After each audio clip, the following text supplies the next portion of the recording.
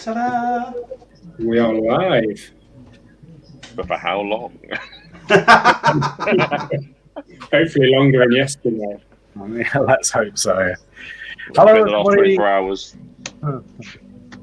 As you can see, we have got somebody else with us tonight. I'm Lee Wallis. I'm the director of MCon events. We're gonna try and have a little bit of a chat tonight about all things con related. So I'll let everybody introduce themselves. So I'm Eddie. I do a lot of the IT stuff at MCon. Work a lot doing the photo back office sort of stuff. And yeah, been going to Comic-Cons for maybe 3 or 4 years. MCon being the first one I went to as a attendee, and then got roped into it by meeting this chap at the Burger Shack. So yeah, that's me. Hi, I'm Ashley. I'm the con man. I'm a general nuisance on the con scene. For the last couple of years, I've been panel hosting a couple of events, and most recently at MCon. And if you've been to an event in the last 15, 20 years, you've probably seen me, and I apologise, I've probably forgotten your faces. Hi, I'm Julian. I run Alliance Agents. You've probably seen me at just about every con in the UK. I supply convention guests to conventions, book signings, private signings. Yeah, the convention industry is my life.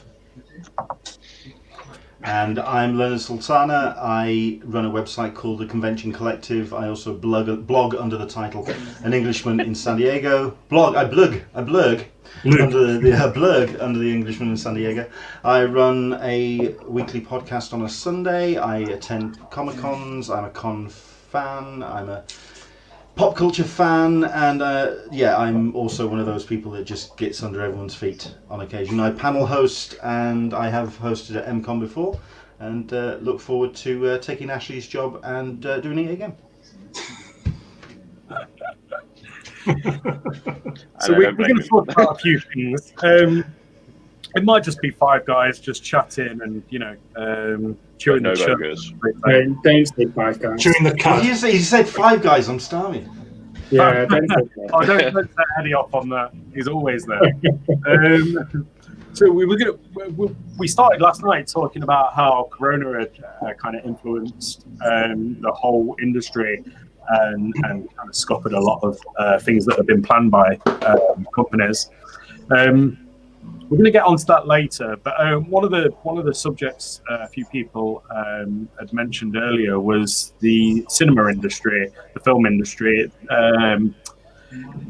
TV shows that haven't been released, films that haven't been released, and stuff that's going on at the cinema as well, with a lot of the older movies being played at drive-in cinemas and stuff like that. So. What do you guys think about what's going on generally in the industry, the film industry? For me, the biggest things at the minute are to do with Disney and what Disney are doing, especially with sort of streaming direct to Disney Live and then paying sort of an extra service cost on top to view the film. And I know a lot of theatres in the US have been testing that and sort of almost boycotting. So it's a bit of a different world. So especially now where people don't really want to go out and socialise and stuff like that, I kind of understand that aspect of it. But it is good to have something to actually go out and do. Exactly. Get off the sofa watching TV and movies and go to a dark room watching TV and movies. But it's a change of venue, it's fine. You're saying that people don't want to go out and socialise, but I'm seeing that a lot of people are. I think there's a definite schism at the moment with the one side of the fence are taking this seriously and still washing their hands 20 seconds, still putting the masks on, and then there's some that will go and see Tenet and will go and see whatever films that they are currently showing out of the Warner Brothers and Paramount back catalogue. So, I mean, Cineworld, at the end of the day, well, all of the cinema chains, they are now open. I mean, I think it was Vue was the last one that was available, which was holding out. They opened on Thursday. So all the doors are open. It's now just a case of what, for me, the interesting challenge is what to show. In France, they opened up the cinemas again, and they opened them up for about 3 weeks, and they've had to close them again this week because there's no films to see. There's no films to show. So there's like one of the world's largest cinemas, some 2,500 seat cinema in Paris, which relies on new films and new content, and at the end of the day, it's not there. So I think that's where we are at the moment. Like you say with the Disney challenge of putting Mulan up, I think that's more of a kind of a loss leader. They realised it wasn't going to be a $1 billion film. They wanted to try and get their money back off this investment as soon as they possibly could, because at the end of the day, Disney are hemorrhaging cash at the moment because the theme parks aren't open.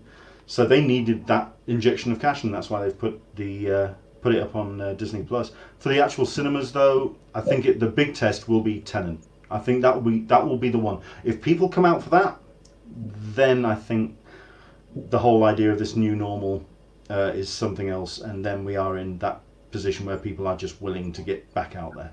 That's where we are. That's the test. I know a lot of people have been enjoying going to see the retro films, all the classics and things. But the problem with that is the price. I know it's good to see someone on the big screen, but the cinema prices are so high still. That's the thing that's putting people off. Is that they want to get out, they want to socialise. It's not great socialise being in the dark room and quiet. But when you're paying £10-15 for a film that you pretty much either already own or it's already on a streaming site, I think that's putting people off as well. I went to cinema, I saw Onward. I thought it was good. I'm going to just read out what Josh has said there. He was looking forward to seeing the new Ghostbusters film. Obviously, he's got to wait now. And myself, that actually was the film that I was the most excited to see this year, was the new Ghostbusters film. So yeah, it sucks, it does, but I'd rather go and see it when it's a safe time to do so. Josh also says that he was looking forward to seeing the new Bond film. Rory does. Rory does. Yeah, Rory. Yeah, sorry, Rory. But yeah, I mean, it's the same for everybody though. But I think when that curtain is lifted and everybody, sorry, that was a really bad pun, wasn't it? Yeah, that's how it used to be at the cinema. but when that happens, and I think we're going to be spoiled for choice with films, because I think even production companies are just going to want to get out there and get stuff out straight away. So whereas you might have to wait a couple of years for a film, I'm hoping production on some films is going to be quicker. So well, depending on how social distancing affects filming as well. Well, we don't know how. Which it is doing. I mean, Julian might be able to chip in on this, but I was speaking to an agent the other week, and he was saying that he doesn't think that a lot of productions will be made or go into production because they won't be able to get insurance for the cast and crew. How can you insure sort of several hundred people that are working on a film and socially distant? It'll be so difficult. I was actually just speaking to an actor about this yesterday, and I won't say who it is, but someone has just been signed off for working on a Netflix series.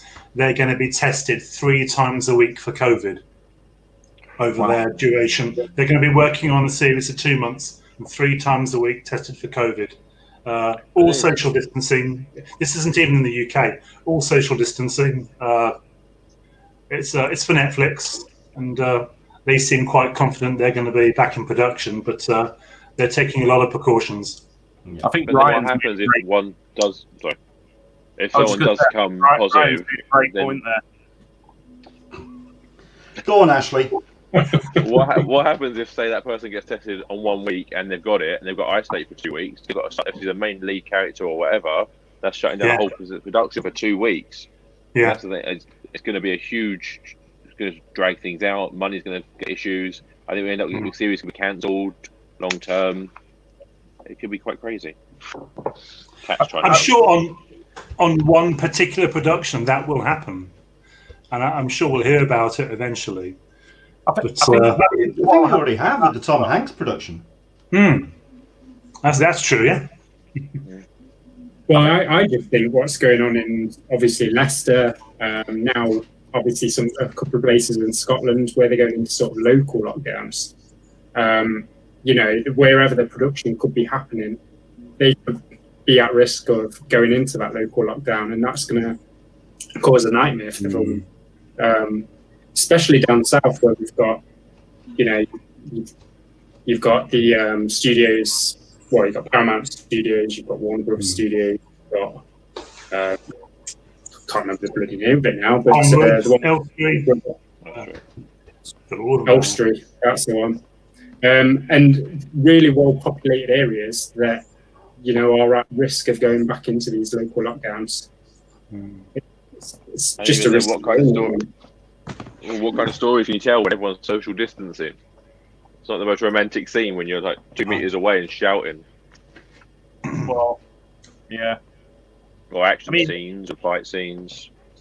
I mean, some people might be wondering why, you know, why we decided to talk about film releases and stuff like that, but it actually is a direct feed into what we do with conventions. You know, if it wasn't for TV and film, there wouldn't be no conventions. It's as simple as that. Booking guests with conflicting schedules and things like that. Yeah. Well, you know, I mean, you know, Julian will be able to sort of like chip in again with this, but there's loads and loads of agents that I've spoke to, and the clients are just sort of like not really doing much at the moment. So it's a good time to kind of like actually start talking about virtual conventions, because there's a lot of people that are wanting to do them. A lot of attendees are wanting to watch them and participate in them. So, you know, maybe it's a good time to start talking about that. Leonard, you were saying earlier and yesterday that you've watched a few. What are your thoughts on sort of like virtual panels, virtual conventions, the whole virtual world of Comic-Con? I mean, obviously, what we're seeing at the moment with virtual conventions is very much the same split across the types of comic conventions that are out there. So you get your events which are very much geared towards your panel content, the stuff that's being announced on a presentation. So you have your San Diego Comic-Con at home, where it is a bunch of videos putting out their bits and pieces. And then you have other conventions which are going more towards the experience and the interaction with guests. So you're having one, for example, this weekend you've got Repop with their effort that's going on this weekend and is going to be steamrolling on under the MCM, Repop, New York Comic Con, Emerald City, all the other Repop event banner umbrella. So whenever there would have been an event that is going on in real life, what they're doing is they've moved it over to this the virtual convention setup, and they're doing not only streaming on their I think on the New York Comic Con YouTube, but they're also doing these interactions much the same way that people would be going to a convention for a signature or a photo op. You get a video one-to-one, or there's these group roundtable type setups, and you pay a premium for those. So there's this very much this the kind of the equation to the real life Comic Cons.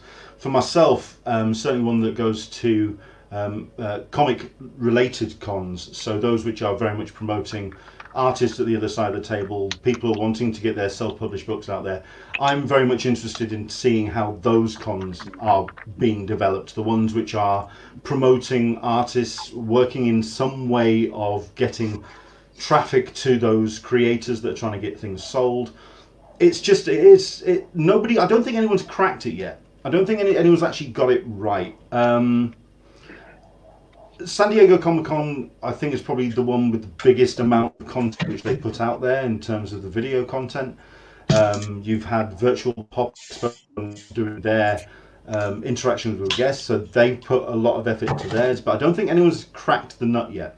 And quite frankly, if I hear another Zoom conversation with the the sound compression on a video conference call, I mean, I watched a lot of panels, which was San Diego Comic-Con, and I guarantee the email just went out to anyone who had submitted for a panel and just said, record an hour on a Zoom. Here's a checklist. Here's how to do it. Here's how to record a Zoom panel. At which point, every single panel was a Zoom panel, and after about 7 or 8 of those things, my hearing really started to hurt because that compression, that video compression, starts to hurt. It's just I don't think anyone's just got it right yet.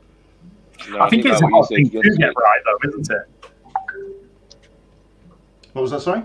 I think it's a hard thing to get right. Oh, absolutely. I think the other split as well is between the conventions which are just wanting to keep their face in the frame by putting content out there. So you've had Wales Comic Con, you've had Mainframe in the States, which are doing things, they're doing these live streams over a course of a weekend, and they're doing them for charitable donations. They're also putting them up on Twitch, so they would get the Prime Video subscription, some income coming in that direction. Yeah. And they're also taking donations. Then you've got the repot model, where it is a commercial model. Just to stop you there, Leonard, because you touched on something that's really important. What people don't remember is companies have still got costs involved with running convention companies, even though there isn't a convention going on. You know, like I know, obviously, you know, I run one, so I know that we've got several £100s worth of costs every single month. So there is a lot of companies, even the big ones, are going to incur a lot of costs, and they are going to be at risk financially. And I mean, I know we've spoke about it as well, Julian, where, you know, it's very likely that there's a few companies that you won't see around unless they change with the times and do things like virtual Comic Con. Yeah. It's the bigger ones as well. Absolutely. The medium-sized and smaller companies, convention businesses, they can ride this out. It's the big shows, that the big companies that have a show every 3 months, every couple of months, 4 or 5 times a year. They're the ones which are really, really hurting at the moment. I know of one convention business, I won't mention who it is, who they've told me they're in serious trouble and they might not return next year. It's a very worrying time for everybody because they rely on each individual show to partly pay off their previous show and to partly pay for their next show. And there's this break in the chain, and you know it's not going to be easy for everybody. The big guys are really going to suffer. Absolutely not. But sorry, carry on, Leonard. You made a really important point that I think some people aren't aware of. You know, they just go to an event, they're at the event finishes, and then they're waiting for the next one. And there's not a lot of kind of thought into the process of what people have to do to run the events and keep them going. So I just wanted to touch on what you said because I thought it was important. No, it makes sense. I mean, like I said, I think, I mean, we were all, I mean, we were saying last night before we kind of got interrupted, and I don't know if anyone caught it last night, but basically we were talking about how myself and Lee, we were talking about a month and a half ago to 2 months ago about when we could possibly see some kind of light at the end of the tunnel, and we were looking at possibly November, possibly December as the return of conventions, when at this point right now I think we're calling 2020 a wash for conventions.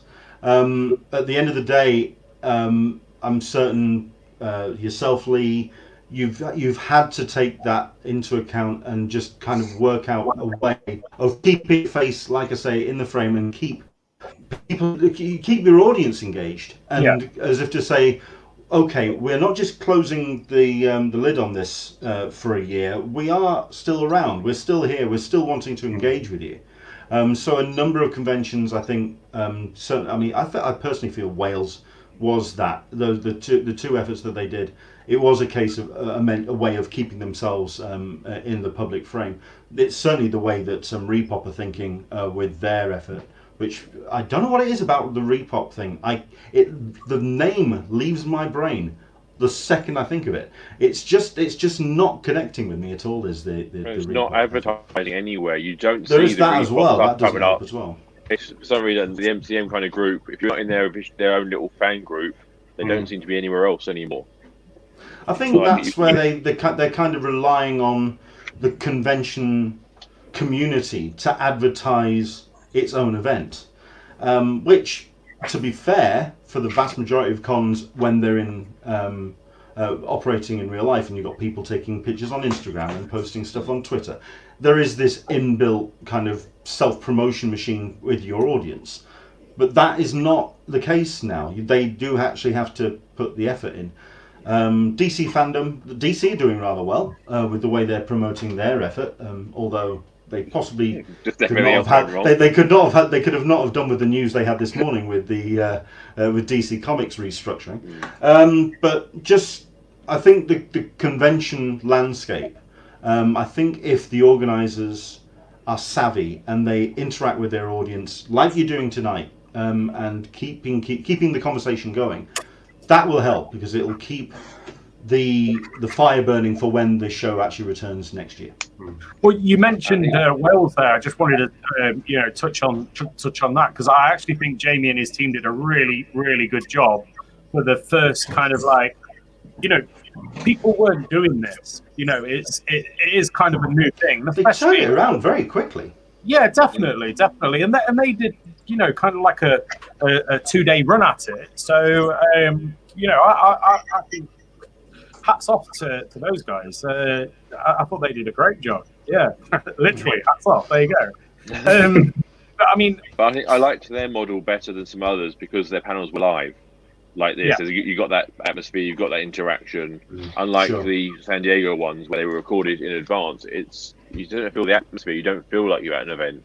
It's not the same feel, so you don't want to tune in. It was the standard feedback to the Comic-Con at home. It was because what they did was they basically put the feelers out to the people who submitted for panels, asked them for content for a recording of an hour Zoom live chat, whatever graphics they needed to put on there. Obviously, some studios who have an intern with a copy of Premiere Pro in the back pocket had the weekend to kind of make something nice and pretty up from the footage they had. But yeah, there was no to and fro. Even the comments are turned off, which means there's no interaction, there's no feedback, and I feel they could have used the YouTube technology a little bit better in terms of doing premieres, where they could have had the panel. I mean, even if it was pre-recorded, having the panel administrators just in the chat, just to answer questions. I think they could have done some. They could have done something to just make that connection a little bit more live. I was going to say, for me, it's key because people attend these events. People want to go and meet who they want to meet. They want to be able to interact with them. And even in a Q&A, I've been to so many Q&As when people are walking around with that microphone, you've got hundreds of hands in the air that just want to get their question in. So comments and all that sort of stuff and pre-recorded shows, I just personally, it's not for me. I think it's the difference between actual online event or just watching news on a website. Yeah. Well, if you're doing an online con, you'll have live interaction. This is a recording, isn't it? Yeah.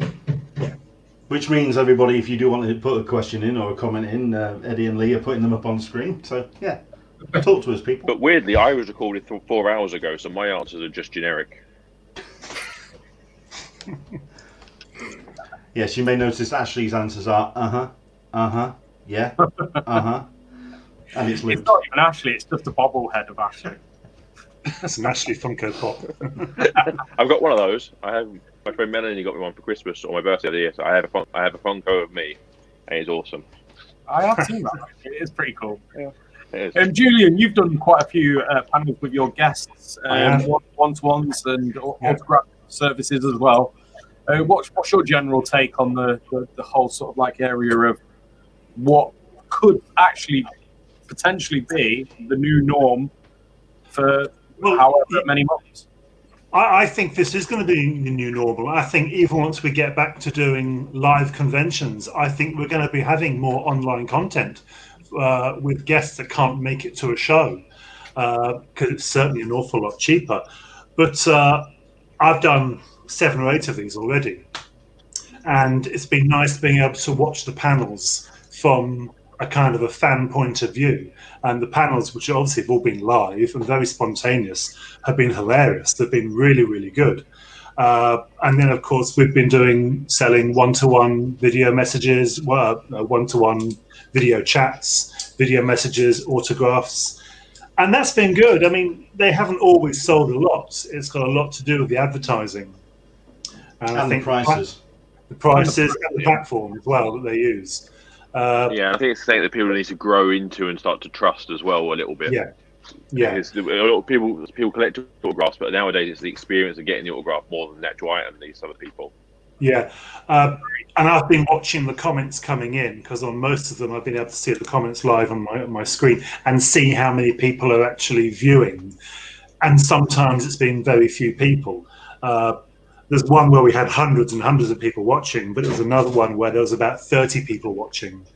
And obviously the revenue from that wasn't very good. So this can't replace conventions, but I think this is definitely, at the moment at least, an added bonus. But I think it will take someone just to get it right, to get the advertising right, the platform right, the sales right, and the content right, to produce something that really works. And I think a lot of it is the guests as well. Certain guests you have to have. For panel guests anyway, you can always tell hit and miss who they are. But you need especially something like this, you need to have got a big atmosphere, a big personality to really push forward with it. Yeah. I have my favourite, which I'm putting into nearly every panel. I know exactly what you mean. I actually know who that is, I think. Yeah. But I won't say any names. But I'll just say the greatest chat show guest in the world. It definitely is the same person I'm thinking about then. Yeah. Basil Brush. Good God, you knew who I was talking about. There's I think what people forget as well, a lot of it is relevant to how the guests promote it as well. It's not just down to the convention companies. It is down to the guests as well. But which I haven't seen much of from other events, but some I have. Fest coming up soon. All the well-known cast are really pushing Twitter all the time, selling their own things, advertising themselves. They're really pushing on social media. So that's the only time you ever see anything about that event is actually from the guests more than the actual event itself. I mean, this comment from Fiona saying, I've been to many conventions across the world over the years. Online is not the same. It's the live interaction with guests, crew and attendees. That's all well and good. But at the end of the day, right now, we have no choice. Yeah. So there is that case to be put forward that you kind of have to take what you're given. But we could add in people queuing up for a little while longer. Just have a virtual queue of me at the front, and you just stand there for 20 minutes. The thing is, even with if an event did happen, there's thousands of people coming into one venue. All the hand washing, all the hand sanitizer, all the masks in the world. It's not guaranteed to keep anybody safe. So. There was that event about 2 weeks ago, wasn't there? The Doctor Who one that ran. It's very low numbers from what I could tell. Worse social distance, but they had a TARDIS in the middle, so the guests were kind of hanging out the TARDIS. It didn't look unnatural. The guests had the plexi front glass on their faces that they were signing and things like that. So that ran, but I don't know how many attendees were there. I did see one. I think it was in Texas that went ahead. But they've gone to all the extent of putting this event on, and then I think it was literally only a few hundred people turned up. That one too. Stuff like that is going to bankrupt the event. They've still got costs to pay. They've still got a venue to pay. That one in Texas was strange because they also had a number of Power Rangers. that were available as guests. At which point the Power Rangers had baseball caps on and they had masks pretty much over their entire faces, and they were one or two of them were actually doing kind of photo ops around the side of the table. To some, they weren't putting arms around each other, but you couldn't tell who the hell it was. You know what it reminded me of? Weekend at Bernie's. It could have been anybody. It was just like, you had no idea who it was behind the mask, because one of them had sunglasses on as well, and it was like he had a cap on, sunglasses. It was like, who is that guy? No idea who it is. I know there was one show. There's been a few in America. There was one that wasn't even making masks compulsory, so there were people walking around without face masks. I believe it was one of the southern states. Darren actually has made a good comment there. He says, "Can you imagine if one of the events did get, go ahead, and then it was all traced back to that event?" And well, certain guests. Exactly. And a convention is, of course, a high-risk event because you are around people for a long time. You're not just passing in the street. You are spending everyone time gets with con flu anyway. Con flu is lethal. And That's that's exactly just a normal strain of con flu, let alone COVID. Yeah, exactly. And how many of us have come back from a convention weekend and been ill? I was knocked out for 2 weeks with Concrod. I think I don't actually think there's been a year when I haven't had a convention flu after MCon. I don't think there's been a single year. Although for me, everyone keeps mentioning the word atmosphere, and if I'm going to a con and the atmosphere is, everyone's washing their hands constantly, which is great, love that. But then wearing face masks, being a bit worried about being too close to the person next to them. That's not the atmosphere that you'd want. Yeah. And that's not the atmosphere as an event you'd want to give. And then you don't want to get too close to a guest. You don't want to overthink it. You don't want to put a hand out and embarrass yourself or things like that. It's just overthink the whole thing and you've ruined it. That 5 minutes of the guest, you just lost it because you're overthinking it. Yeah. And you go away hating the event. Well, I want to go back when we have the full experience. So you haven't got that problem with virtual events, have you? So I suppose for every sort of like downside of not being there, then there's a huge positive that you're not going to get COVID. So it's as simple as that. Julian, tell us a bit more about these one-to-ones, because obviously you've seen quite a few of them with your. I have. I've witnessed quite a few of them. The fans really seem to love them because it's something that's, you don't even really get at the in-person conventions, because I guess when you go up to a guest to buy an autograph, whatever, you might have a little bit of small chat. You might be able to ask them a question, but these one-to-ones are far more personal because it's just the actor, the guest, and the person who's speaking to them, and they get 2 minutes. I mean, one show even gave them 5 minutes, and depending on who the client is. There was one of my clients that was having such a great time with the customer. They were together for 20 minutes because there was no one else in the queue, and it was really nice to actually listen to someone getting a new type of experience brought on by the position we've been put in by COVID. This wouldn't have happened if it hadn't been for COVID. The only downside of that, though. Oh, what's that? I was just go on. You go first. The only downside to think about that is that with certain events, we see people with a lot of anxiety, a lot of stress when they're meeting a person. And if you're doing the 2 minutes, you only got 2 minutes, and you spend quite a bit of money on that thing. That can really put people over as well. And that's the one thing I've seen. People get really agitated, really nervous, and they can't go through the 2 minutes. And then afterwards, there's that knock-on effect. Just an idea. I think 2 minutes is too short, personally. And so some events are doing more than 2 minutes. Yeah, we spoke about this earlier. I'm just going to go back to what you're saying at the minute, but I just think Isaac's brought up a point there that needs to be addressed. If an online event goes ahead, what will happen to photo shoots? Will they be refunded? I think Isaac, I think you're getting a little bit confused there. These aren't to replace any events that have been scheduled. These are to be their own separate things that go on. Like we're talking here amongst the five of us, but there'd be guests involved and panels and stuff like that. They're ultimately to fill the gap, aren't they? Yeah. What was missed in 2020, and hopefully bring them for quite a period longer, as well as doing the original events. I think Julian's right though in that this digital virtual con, certainly the one-on-ones, if not the new normal, then certainly there'll be an additional aspect to it. If anything, because the guests can do it from home. They don't have to travel. All they have to do is just hook up their webcam. They just have to deal with an agent who's going to administrate it all, and then they just bank the check. I mean, it's a no-brainer. From a talent perspective, it's just I have to be up in 10 minutes and talk to a bunch of people online. I'll scratch my arse. I'll go to the toilet. And I'll get it done in 10 minutes. Fine. There's no necessary preparations. Do I have to wear trousers for this? I don't. Oh, fantastic.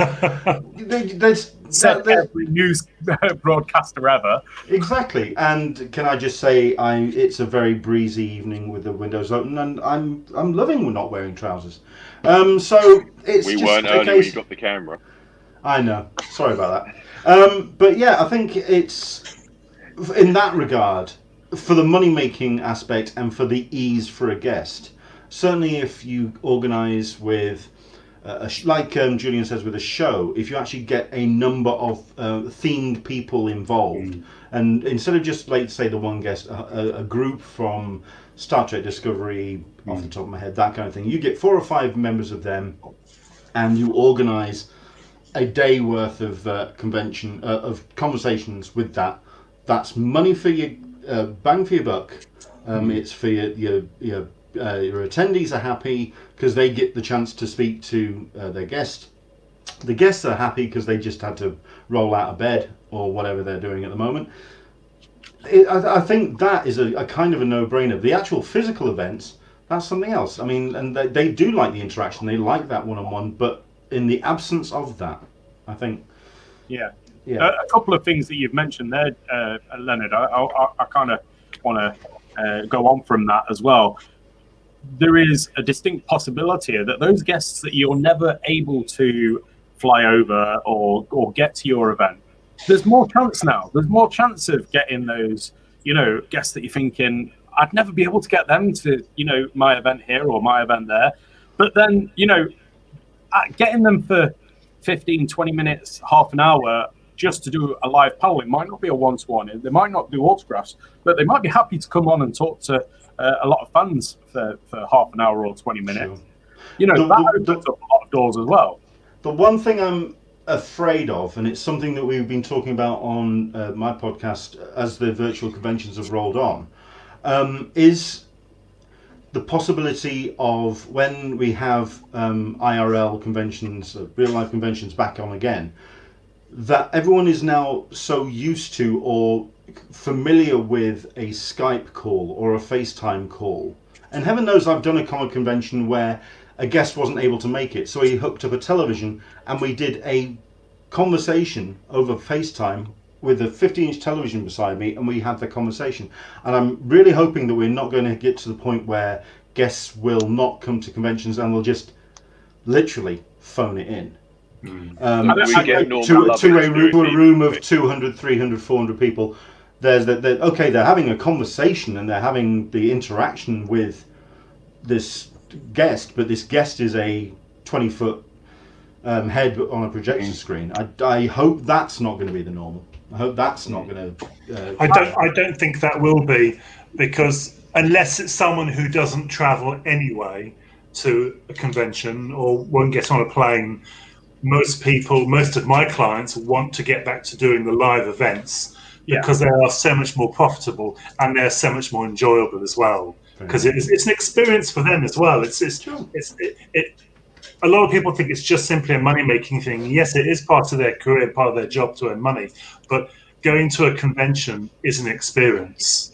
I can mention her name because she won't mind me saying this. I was talking to Patricia Quinn a few days ago, and she was saying how much she really misses seeing the people and the interaction with the fans, because that gives her that helps your mental health as well. It's it's the interaction with people that she really misses. Especially It's after all all this very time well in signing, lockdown. yeah, it's all very well signing a pile of autographs to make some money, but she, for one, really likes to meet and talk to the people. So I think a lot of them are looking forward to getting back to that. That's another thing that people don't realise.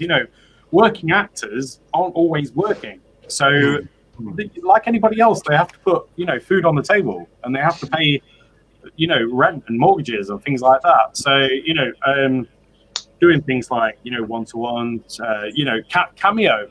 We spoke earlier about Cameo, and that's another. I was speaking to an actor today, and he's done a few hundred cameos since we've been on lockdown, and he's like, I can't believe it. I have to ask, what are these Cameo? Because I know about one-to-one video messages. I don't know what Cameo messages are. Cameo it's an American service. It's an app, and you go onto the app. It's also a website, and it's not so much the convention community. It's people who say they've got a family or a friend who's got a birthday, and they go onto this app, and there's hundreds and hundreds of celebrities there, and you can just pick one and pay to have a message sent to your friend. Yeah. It's It's great. pretty much what they used to do for free on Twitter. Sorry? Like free shout outs. It's like shout outs that you do on the Twitter and internet, but they're charging you for it. Yeah. And I've got the basics. Got about 6 of my guys on it, and it's been very, very successful. Fair enough. Okay. I was curious because it's not something. I mean, the one-to-ones is not something that appeals to me. So it's not something that I've made a great deal of interest inroads into finding out about. It just the word Cameo kept coming up, so I wanted to check. But I think the lockdowns helped Cameo a lot. It's kind of like TikTok is the fact that before lockdown, Cameo was too expensive. We'll wait to do this. We'll wait to do that, because they're quite expensive for the time limit you get. But now people have got nothing to do. They want a bit of a pick me up. Some people have got money in their pockets because they're not spending it, so they're just throwing their money at Cameo to try and get some attention, to try and get something to keep them occupied. I think. Go on. I was just going to touch on the comment that one of the viewers has made. Would it be time slot bookings, or would it be busy, or a free icon next to each guest so you could jump in? So basically, how it works for the one-to-ones is you go on the website, you book the guests that you want to speak to, and then you get an allotted time. So you'd basically be in a waiting room, and then once you join the guest, they'll say hello, and the timer will start for however long you're going to be talking to that person, and then it's just a one-to-one with you and them, and you'd have a moderator, just to keep a check on nothing untoward happening. But yeah, that's pretty much the whole thing. A panel would be just like a normal panel that had just been recorded. It'd be, like we're sat here chatting away and talking. And obviously an autograph service would be you paying for an autograph, putting on there what you want, writing on the autograph, and then a couple of weeks later, you get it in the post. Yeah, that'll be from guys. that'll be from a select collection of images. So it wouldn't be a send-in service. Just quite frankly, so no send-in service then. No, we want to stay away from that. I thought you can't do a send-in service during the middle of a pandemic. That's just no. No. I know.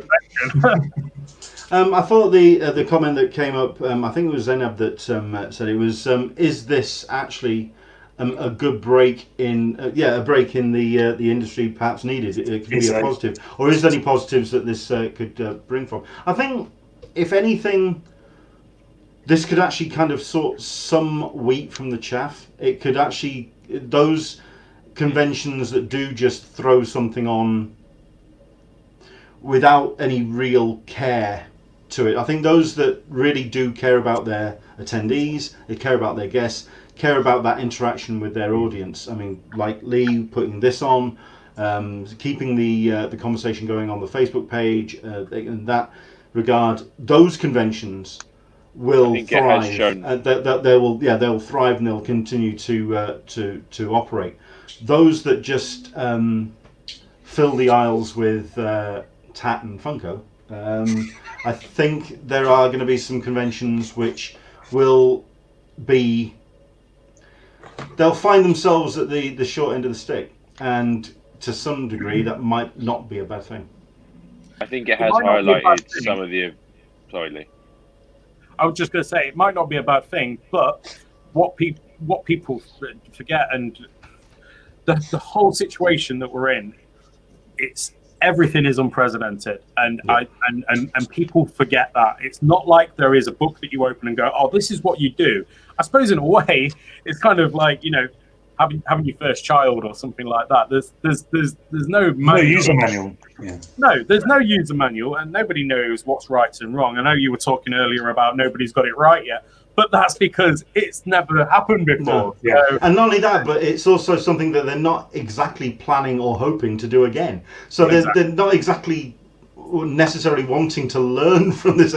No one wants to learn from this experience in regards to, we don't want to do this again. No, it's not something that you want to be planning for every year, is it? You know, which is why I think when people say the words "the new normal," they are saying it. You can hear the air comma. You can every single time they say it, because they don't want this to be the new normal. I think that's the thing. I think Zainab, with her comment there, I actually think it will be a positive in the sense that maybe we were getting us to a stage where people take things a little bit for granted. And when it comes back, I think people will appreciate things a little bit more and appreciate what they've got because they haven't had it. I think the shows that treat the attendees and the guests as cash cows are the ones that are really going to have to change. Yeah. I think the ones that don't put the heart and soul into it and actually care about their attendees and care about the guests that come to work at their shows, they're the ones that will succeed. It's the ones that don't actually care about, the community who are going to suffer, and they're going to have to change big time. I think it's been really noticeable on social media, certain events that have been very quiet or been very fan friendly. Yeah. And I think a lot of people are getting not bad names, but they're getting a lot more negative publicity than they need to be because of silence, because of non-communication. This is really highlighting that a lot. People putting their some smaller events, putting their effort in doing more live things, doing more interaction, trying to really push for fans, really trying to keep people updated. One company is always updating quite a lot, quite quickly, saying they make a decision that day, it's out on social media, it's everywhere. Then we have other events that we're waiting for months and months and it's silence, and that is really being shown a lot. One of the comments that's just come in about I imagine he's asking about the future of our live events or our events that we're going to do with guests. Will there be feedback on the guest video quality? Say you purchase from one-to-one and their video quality is poor. That's a very good question. Julian, you can probably make a comment to that because you've got. Yeah, there's already been feedback. The good thing is, from the actor's point of view, an awful lot of them, in fact, the vast majority of actors do a lot of voiceover work because it's so easy to do. And a lot now with the technology, the actors do their voiceover work with their laptop computer, but they just have an external high quality camera and microphones. Oh, excuse me. And not that's you. enabling. Sorry? Not you. No, not me. And that's enabling them to give a really good quality video. Some of them choose to do it on their phones, which, it's okay.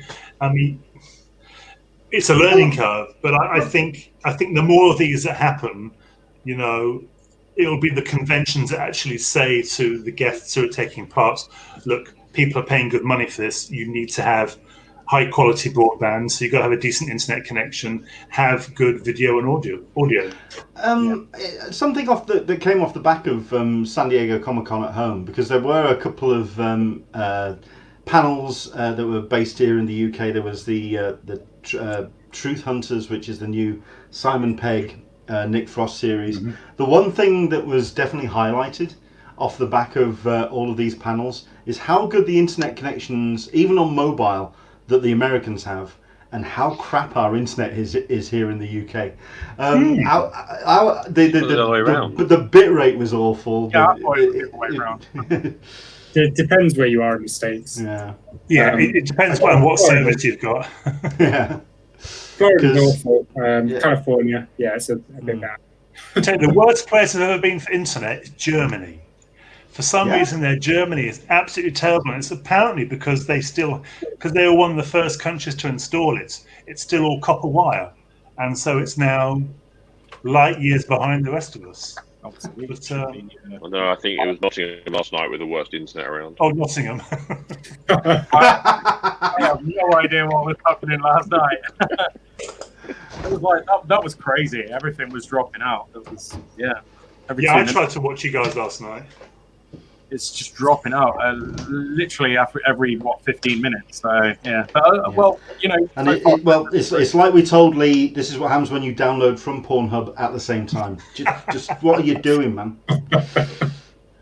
Hey, my mum might be watching this. See, that's why you've took down your mirror. She's known for years.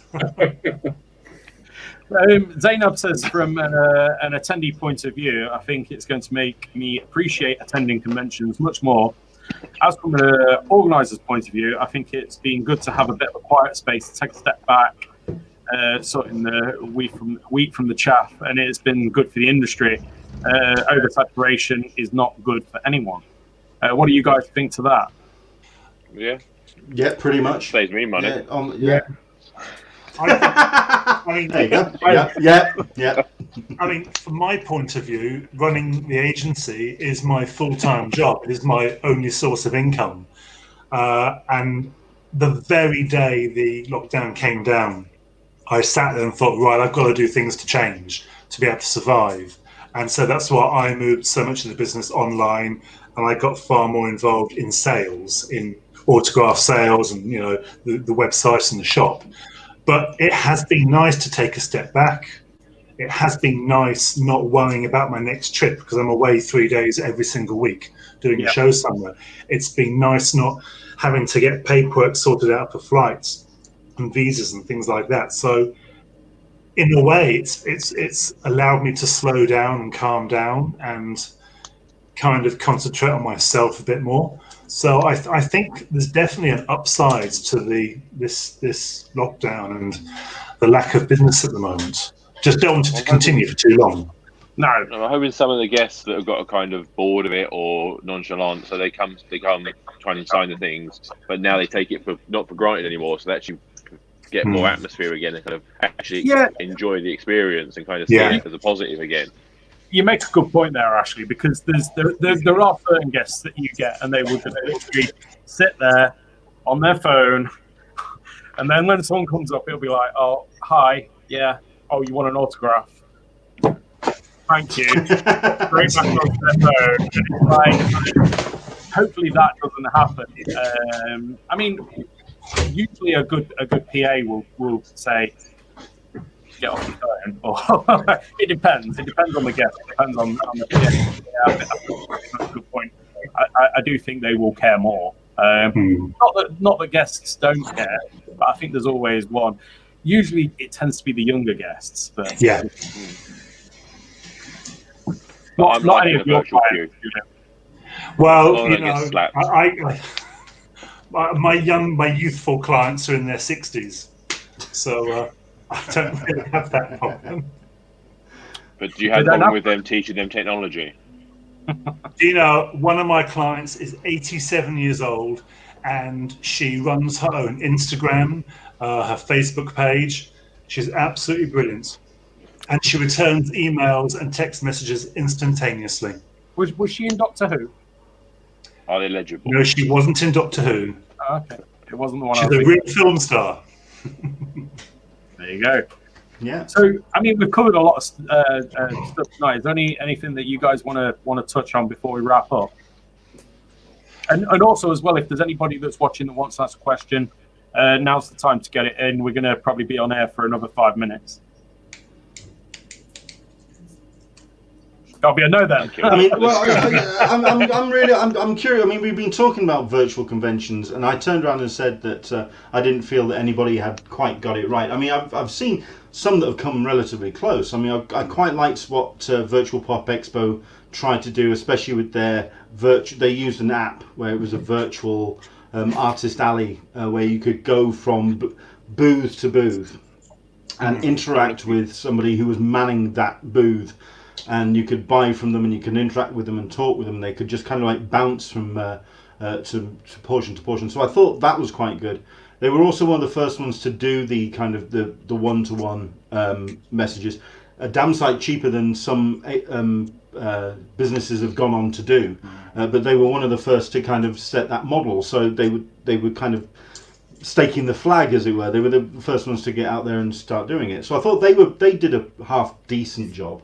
I thought San Diego Comic-Con did a half decent job of the variety of content when it came to their the video content, and also the fact that they tried to run it as though it was actually happening in San Diego from 10 o'clock in the morning all the way through. There are some elements from each organisation that have done really well. Is there any conventions, virtual cons, that you have enjoyed what they've done? I mean, you were mentioning Wales. I mean, I quite like Mainframe as well. I think Mainframe are doing a really good show as well. Anyone else that's really... I look forward to TF Nation this weekend. They've been doing a lot of stuff, interacting, a lot of American viewers over and things like that, comic panels, artist panels, so a bit of everything. They've been doing a lot of live streaming, watching old episodes of Transformers and things like that, and kind of building that up as well. So it's getting quite well. I just want to update my score on the best background. This is signed by Stan Lee, so I want at least 10. Oh, what? Oh, yeah, 100%. What's the hands behind it as well? I actually have a signed Stanley photo on the wall here. Cool. I've got. So, anything that you've seen, or any company that you feel has kind of gotten close? In the UK, I've really. Oh, sorry. You go. In the UK, I've really enjoyed the Wales Comic Con ones. I watched those, and they were very entertaining. I mean, I've done quite a few in the US, but one that really stands out in the US for me is GalaxyCon. I mean, that's purely been celebrity interviews and autograph sales and one-to-ones, but the actual panels have been very well hosted, and they've all been. It's the guy that organises it as well. He's got he's definitely got skin in the game, and he does some. Oh yeah, he really likes he loves his comics, so he's certainly the stuff that he does on the Facebook page for him. It's comics based, and it's knowledgeable, and you're right. They've been doing a good job. And even if you don't want to purchase something, it's free to watch. Yeah, I've enjoyed the live Star Fury that Sean's been doing every couple of weeks. So he does 1 week where he's doing like Lee does, when he advertises upcoming events, talks about what's happening in the industry and kind of how it affects him. And he's been doing a couple of live ones with other friends in the industry that he's got. So he's had a few good ones with that, which is nice. And they go on for quite a while, one-to-one kind of interaction. It's a shame that how infrequent they've been, though. It's a shame that they could be a bit more regimented. They could be a bit more, okay, it's going to be this time, this day. That from when I was talking to Sean, something new that he's been doing and working with. He's kind of taking lead from other people who've been doing it for a while. Sure. It's just a new thing. A lot of people haven't been doing live. I know MCon was the first live people I've ever seen actually doing the announcements and things like that. And now I've seen Monopoly started doing it more and more. So I think it is a necessity to keep people interested, and it's good to know your organizer. It's good to actually put a face to people, get a personality, I so totally that way agree. you know who you can trust, who you can't trust. Yeah, that's a great point, actually. You know the amount of times that me and Simon have been walking around a convention, and people just sort of come up and tap you on the shoulder, and you turn around, and it's like a face you've never seen before, and they're like, "It's you and Tony, or you and Simon," whatever he wants to be called on what. It depends what day it is, but we're like, "Oh, it's you guys," and you're like, "Oh, hi, yeah, don't know who you are, but thanks for saying hello." I love that because we always talk about the connecting and having that groundedness with the people that attend your events. And we used to think that was, absolutely key. And that's why we did them so regular. And I think when you are going to do them, you do have to make it a scheduled, thing. I mean, we were talking in a management meeting earlier today about, getting stuff up regular, and we had a chat with Julian about getting a couple of panels together as well. And it is a scheduled thing that you've got to keep on top of. I haven't actually seen any of the Star Fury lives, but yeah, I mean, I know Sean is always going to do a good job, and he's going to get people on that people are going to like and want to talk to. So yeah, good for him. I think one of the things that people maybe not forget, but they don't understand how difficult that is all putting together, or to be put together, even down to the, like you mentioned earlier about the broadband and the internet. That is a huge part of getting that right. The very first one that we did, we were sort of like sat opposite a phone and doing it from a phone. And then, a couple of weeks later, we were like, you know what, let's get a really good high quality internet connection and make them little adjustments as you go along. And like Leonard has said earlier, you're never going to get it right. You are going to get it right. But what you've got to learn from this whole thing is how to correct your mistakes or how to better what you're doing. And if you don't do that, then you might as well forget it. To be honest, it's going to get a lot easier because nobody anticipated this COVID pandemic happening. Nobody anticipated the amount that we need to rely on technology. And it's enabled small sort of like-minded individuals to be able to develop these apps and these cool new tools, which are still being developed as we speak, which will make these virtual events something that's a bit more norm, and something that's a lot easier to sort of manage and to set up. There's the worry that we're going to get oversaturated with these now. Yeah. But the thing is, especially if there's money involved, people will they pick and choose which ones they want to go to, and is that going to start causing more of a loss in that respect? But the way I look at that though is, yeah, there might well be more online content, but people will be able to pick what is good and what is bad. Yeah, then there's not going to have to pick about how much petrol they're going to put into the car to go from one on the Saturday to the other on the Sunday. You can just sort of like bounce from browser tab to browser tab. Yeah. Yeah. Bernie makes a comment there. I find Wizard World is one of the best I've seen. The panels are free and the prices for autos, etc., are reasonable compared to many others. Now, I forget who it was that was talking about Wizard World earlier. Was it you, Julian, or was it... it would have been me, probably. I think it was, wasn't it? The only downside for me to Wizard World is, again, a lack of advertising. I never know when they're on. Yeah. They have always been a convention that has relied on that infrastructure of their fans to promote their own events. They can put a time up and a date up, and for the actual real life event, and their own audience will promote it. Yeah. They are very reliant on that, and at the moment they are not adapting to this particularly well. If people followed the Facebook page, fine, but even then their messaging is a bit infrequent. I just think they don't. I think there's I don't know if it's because it's a skeleton crew or, like you say, it is something they need to learn, but their promotion is particularly poor. Their staff have been absolutely fantastic when we've been doing. It's all run via Zoom. It's been the easiest one to do.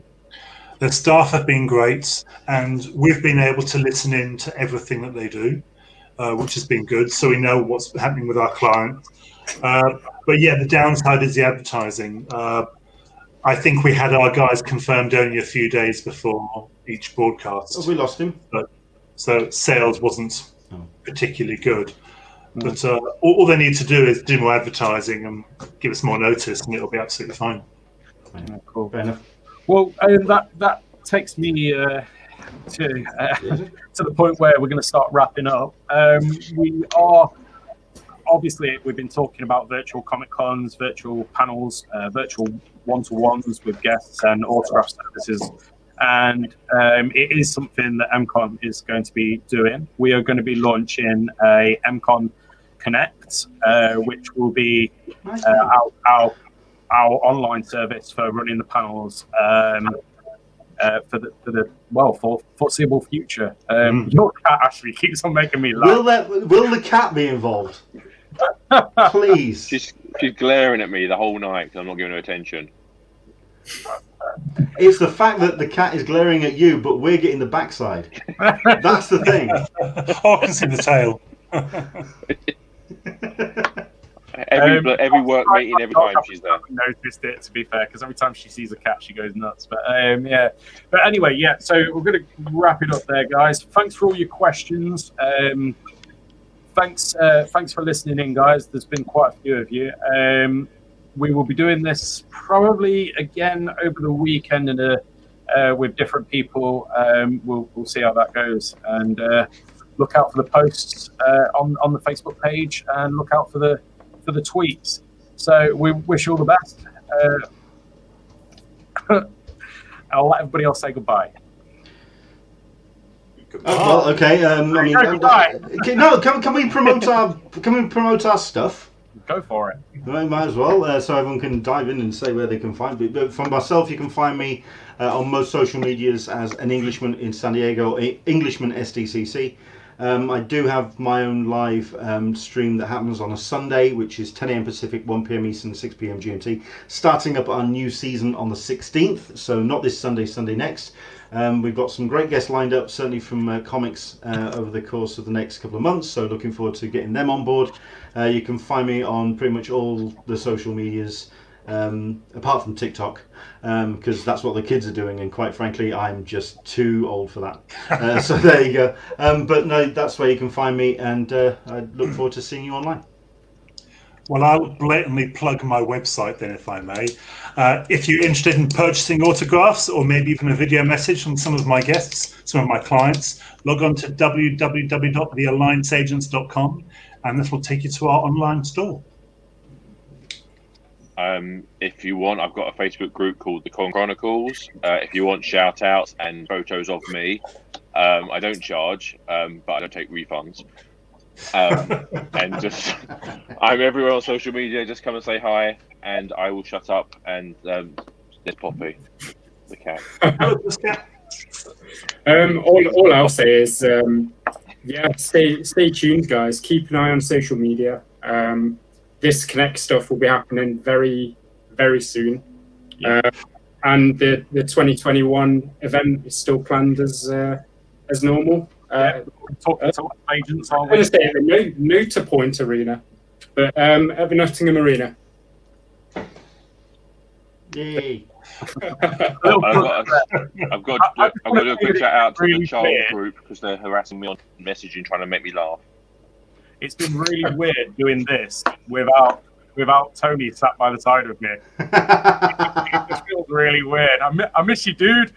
But anyway, yeah. Night, everybody. I hope you guys stay fit and healthy and everything, and we'll speak soon. Cool. See you later, guys. See you later, guys.